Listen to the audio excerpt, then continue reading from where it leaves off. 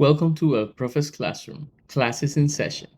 And the next two episodes, this one and the next one, we're going to be talking about some festival films that I've watched recently that I really thought were very, very cool and very interesting. Uh, the first film we're going to be talking about is it's a mouthful, the title. Mike and Nick and Nick and Alice. It's a film that headlined the 2026 South by Southwest Film Festival. It's a rated R film, clocking in at 1 hour and 47 minutes, which is anytime I can get a good movie that's less than 2 hours, I'm like, oh my God, finally a breath, a breath of fresh air. Not every movie needs to be 2.5 hours long, please. I know some films deserve to have that time. They need it to tell this story. Most of them don't. So I was glad that this was less than 2 hours. And I think it worked. Uh, this film was written and directed by Ben David Gabrinsky. Um, not that well known as a writer director. His previous film, feature film, was called Happily. I haven't seen it, so I have no idea. What I have seen is, or I've seen some episodes. Review will probably be coming a little bit, probably next week. Um, the series, he was a writer for the series Pilgrim Takes Off, which was I'm not gonna get into it because I'm gonna talk about that series next week. But from what I've seen so far, it's a very good show. So this film stars Vince Vaughn as Nick, James Marsden as Mike, Asa Gonzalez as Alice, the famous Keith David as Sosa, Jimmy Tatro as Jimmy Boy, Arturo Castro as Dom as Tony, and surprisingly Dolph Lundgren as the Baron. What is this film about? Okay, first of all, the title, Mike and Nick and Nick and Alice.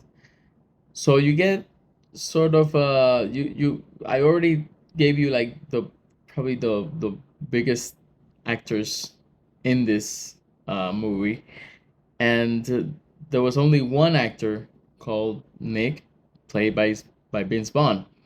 Um, so basically, two friends who lived, in the world of organized crime. They're fixers. They they they work for Keith David, whose character is Sosa, and basically something happened where Jimmy Boy was betrayed, and that caused him to go to jail. And that's the premise behind what happens with the movie. Doesn't really matter.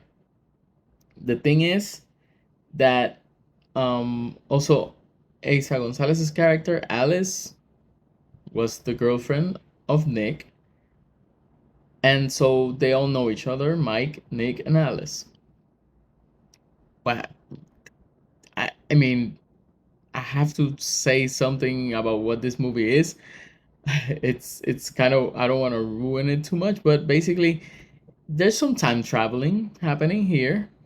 Um, and I kind of like the nonchalant way that they introduce um, time travel in this organized crime movie. This is a crime film. This is not a sci-fi film. But so they don't really explain how it's done. They have a character who does it, and all his research is destroyed, and nobody knows how it was done. So I thought it was clever the way they were able to mix that sci-fi element into this film without ruining it and making it become uh a hard sci-fi thing where we have to figure out what is time travel and how does time travel work and all that. Time travel is just a device for a person, one person, to go back in time. That's all it is. And I think it's clever, but I also think it might be why this film might not hit with everybody. Because because when you have something as interesting as time travel, it sort of makes you want to try to figure it out, and the movie doesn't want you to even analyze it, because if you go too deep into trying to analyze the time travel, it might you know crumble the rest of the movie. And for somebody who might not be, or who has one of those brains where it's like, oh, you presented this, I have to know, then that might be a problem. uh for me, I was able to get that out of the way and concentrate on the relationships. And this is basically a film about interpersonal relationships. It has crime and sci-fi and time travel and all that. It's just a way for these characters to talk about how you know they didn't communicate enough.